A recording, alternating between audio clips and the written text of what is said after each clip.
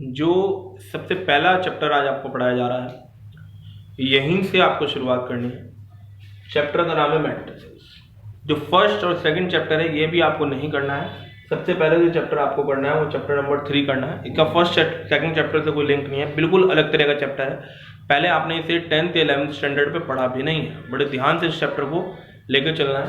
तो चैप्टर का नाम है मैट्रिसेस। मैट्रिसेस होता क्या है?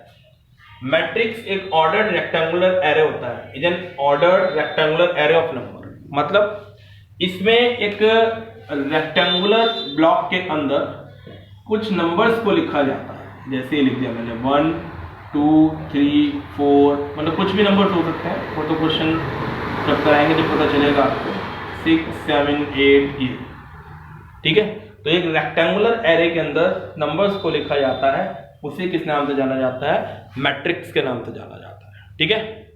जो हॉरिजॉन्टल लाइंस होती हैं इन्हें रोज के नाम से जानते हैं। जो वर्टिकल लाइंस होती हैं इन्हें कॉलम्स के नाम से जानते हैं। रेक्टेंगुलर को रोज एंड वर्टिकल को किस नाम से जानते हैं? कॉलम के नाम से जानते हैं। क्लियर हो गया? रोज पता लग गया क्या है, कॉलम्स पता लग गया क्या है, ठीक है। किसी भी मैट्रिक्स का सबसे पहले चीज जो ऑर्डर होता है क्या होता है? Order of matrix.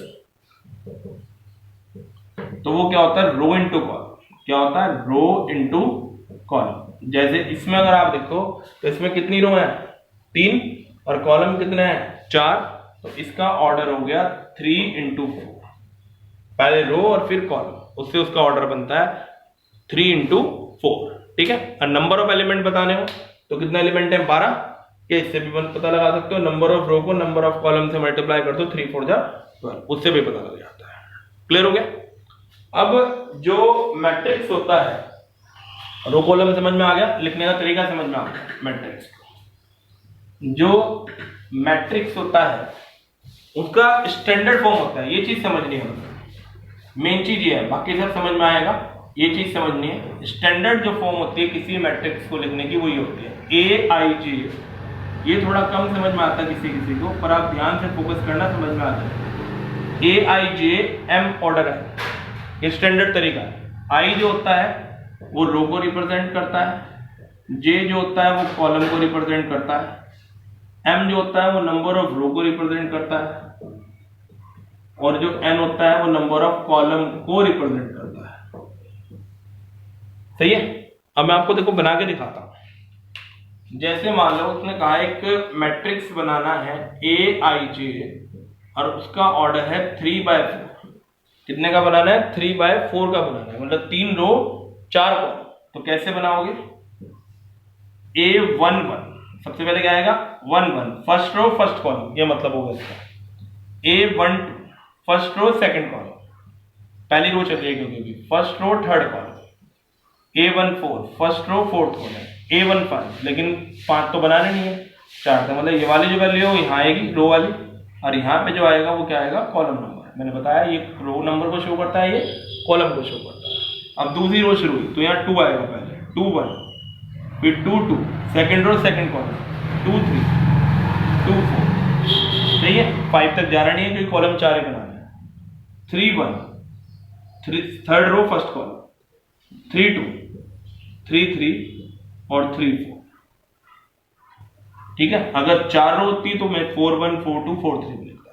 आयना लिखना कैसे आता है कि बनाना कैसे है कि अगर स्टैंडर्ड फॉर्म दे दे तो आप अंदर जो नंबर ऑफ एलिमेंट्स हैं वो किस तरह से लिखोगे, ठीक है।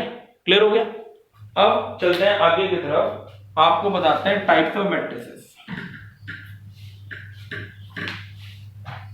डिटेल में आपके पास पहुंच जाएगा। इन शॉर्ट में आपको समझाता हूं टाइप्स ऑफ मैट्रिसेस क्या होता है। सबसे पहला मैट्रिक्स आता है कॉलम मैट्रिक्स। नाम से ही क्लियर है, कॉलम मैट्रिक्स वो जिसमें एक कॉलम हो, जिसमें कितने कॉलम हो? एक कॉलम। जैसे कितने कॉलम है इसमें? केवल एक कॉलम। दूसरा आता है रो मैट्रिक्स। रो मैट्रिक्स क्या होगा? नाम से क्लियर है, जिसमें एक रो, 1 2 3, एक रो है बस खाली। कॉलम कितने भी हो सकता है, रो एक ही है। तीसरा आता है स्क्वायर मैट्रिक्स। स्क्वायर मैट्रिक्स वो जिसमें number of row number of column के इक्वल, जैसे ये मैंने बनाया 1 2 3 4, 2 रो है 2 ही कॉलम, यानी कितने बाय कितने का, 2 बाय 2 का या 3 बाय 3 का। सबसे ज्यादा यही वाला मैट्रिक्स प्रयोग किया जाएगा, कौन सा, स्क्वायर मैट्रिक्स, जिसमें number of row number of column के क्या होते हैं, बराबर होते हैं। ठीक है। जो चौथे टाइप का मैट्रिक्स आता है स्क्वायर मैट्रिक्स के बाद, वो आता है डायगोनल मैट्रिक्स। कौन सा, डायगोनल। डायगोनल मैट्रिक्स क्या होता है, एक ऐसा मैट्रिक्स जिसमें एक्सेप्ट वन डायगोनल, एक डायगोनल के अलावा बाकी सारे एलिमेंट्स क्या होंगे, 0। हाँ, लेकिन ये बताना मैं भूल गया, ये स्क्वायर मैट्रिक्स ही होना चाहिए। डायगोनल मैट्रिक्स कैसा मैट्रिक्स होगा, जैसे 3 बाय 3 का है, एक डायगोनल होगा, कुछ भी हो सकता है, और बाकी सारे एलिमेंट्स क्या होंगे, 0 होंगे। दैट इज क्या, डायगोनल मैट्रिक्स। ठीक है। डायगोनल के बाद जो अगला मैट्रिक्स आता है वो आता है identity matrix. Identity matrix diagonal matrix का ही दूसरा रूप है, बट डायगोनल मैट्रिक्स से अगर तीनों एलिमेंट 1 1 कर दिए जाएं तो ये कौन सा मैट्रिक्स बन जाता है, आइडेंटिटी मैट्रिक्स, जिसे हम आई से लिखते हैं या I3 लिख दो, क्योंकि ये 3 बाय 3 का है। आइडेंटिटी मैट्रिक्स 2 बाय 2 का भी हो जाता है। कैसे, ये 2 बाय 1 1 लिखा, बाकी 0, ये 2 बाय। तो डायगोनल और आइडेंटिटी में फर्क क्या हुआ, डायगोनल में एलिमेंट कुछ भी हो सकता है, आइडेंटिटी में तीनों एलिमेंट यूनिटी, यानी कौन से होंगे, 1 1, और इसे लिखे हैं किससे, I से। ये 3 बाय 3 का बना के दिखाया, ये 2 बाय 2 का बना। क्लियर हो गया। ठीक है। इसके बाद एक होता है नल मैट्रिक्स, नल या जीरो मैट्रिक्स, जिसके सारे एलिमेंट ही 0, जिसके सारे एलिमेंट ही कितने बाय कितने का भी हो, सारे एलिमेंट 0 और इसकी वैल्यू भी क्या होती है, 0। क्लियर हो गया, समझ में आ गया। अब मैं कुछ एग्जांपल से आपको बताता हूं। मेन एक्सरसाइज जो हम सबसे पहले शुरू कर रहे हैं, एक्सरसाइज है 3.1, जो इसके ऊपर बेसिक है। एक्सरसाइज कौन सी, 3.1।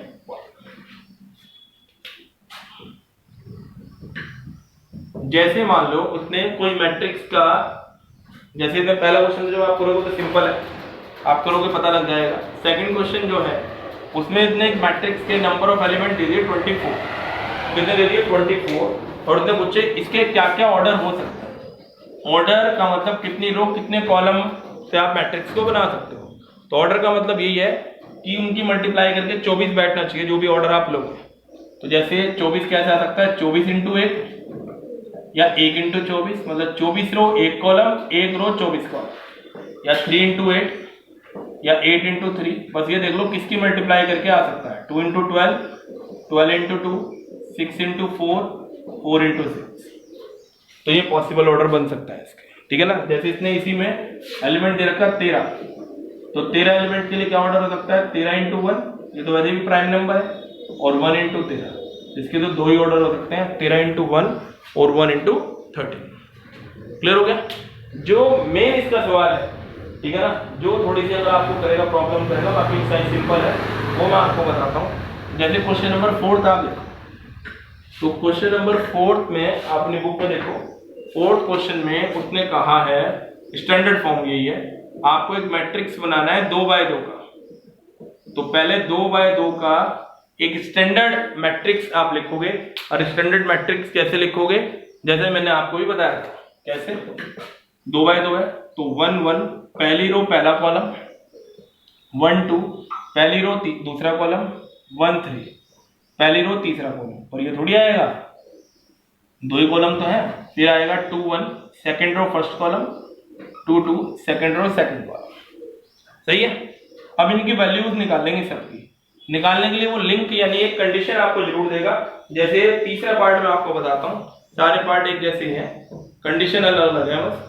जैसे तीसरे पार्ट में उसने दे रखा i प्लस aij के लिए लिंक दे रखा है, मतलब ये जो वैल्यू है ये i की होगी और ये j की होगी, जो आपको यहाँ पे रखनी होगी। जैसे 1 1 है तो आप 1 1 रखेंगे, i की जगह 1, j की जगह 1। और सॉल्व करें, नो बटा रो। ऐसे फिर दूसरी 1 2, आई की जगह 1, जे की जगह 2, आई की जगह 1 और जे की जगह 2, 2 2 जा 4।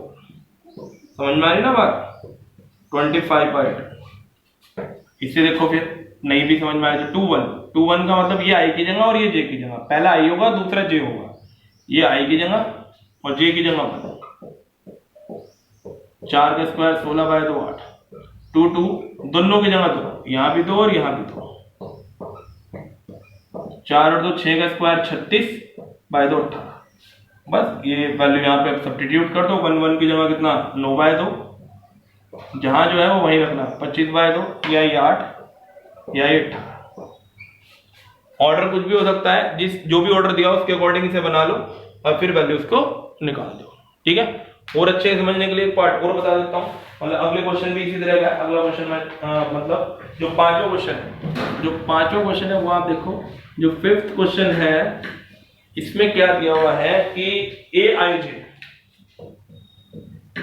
जो अब क्या आपको मैट्रिक्स बनाना है, वो मैट्रिक्स बनाना है 3/4 का। कितने बाय 4 का? 3/4 का। तो पहले आप 3/4 को स्टैंडर्ड बनाओगे, कैसे बनाओगे? 1 1 अब तो आ जाना चाहिए, 1 2 फर्स्ट का सेकंड, फर्स्ट का थर्ड कॉलम, फर्स्ट का फोर्थ, 4 ही कॉलम बनाना है। 2 1 2 2 2 3 2 4, 3 1 3 2 3 3 3 4। ठीक है, यानी कितने एलिमेंट है इसके अंदर? 4 8 12 एलिमेंट हैं जिन्हें आपको क्या करना है? फाइंड करना है। और फाइंड करने के लिए उसने अलग अलग पार्ट में अलग अलग कंडीशन बताई हैं। जैसे एक पार्ट में उसने बताया, जैसे पहला ही पार्ट है ए आई जे, करना कुछ नहीं है, वो तो जैसी कंडीशन दी हो वो आई और जे की जगह रखना है बस। जैसे 1 1 1/2 -3, आई की जगह 1, जे की जगह 1, 1 में से 3 गया -2। इस वाले सवाल में मोड लगा हुआ है, यानी नेगेटिव का पॉजिटिव। बस ऐसे सारे निकाल लोगे। एक दो और निकाल के दिखाऊंगा। जैसे 1 2 निकालना है तो 1/2, आई की जगह 1 और जे की जगह 2। नेगेटिव आएगा लेकिन मोड है तो पॉजिटिव हो जाएगा। इसी तरह से सारे निकाल लोगे। 1 3, आई की जगह 1 और जे की जगह 3, ये 0 हो गया। 1 4, 1/2 कुछ अलग नहीं करना, मतलब आपको केवल क्या करना है, जो पहली वैल्यू है वो आई की जगह रखनी है, दूसरी वैल्यू जे की जगह रखनी है। ऐसे करके सारी वैल्यू निकालनी है और निकालने के बाद इसी में क्या कर देनी है? सब्स्टिट्यूट कर देनी है, मैट्रिक्स बन जाएगा। ये कंडीशन कुछ भी हो सकती है, जैसी कंडीशन होगी उसी के अकॉर्डिंग वैल्यू निकाल देना। ठीक है ना, बस पहले ये लिखना जरूरी है कि आपने मैट्रिक्स जो बनाया है कितने बाय कितने का बनाया है और उसके अंदर की वैल्यू क्या है, क्योंकि उसी से ये फाइंड आउट होगा। ठीक है, अब जैसे एक क्वेश्चन और देख लो। जैसे उसने कहा है कि क्वेश्चन नंबर जो अगले वाला है, छठा क्वेश्चन है, छठे क्वेश्चन में वो क्या कह रहा है आपसे कि दो मैट्रिसेस उसने दिए हैं और उनकी जो वैल्यूज हैं वो आपस में बराबर है।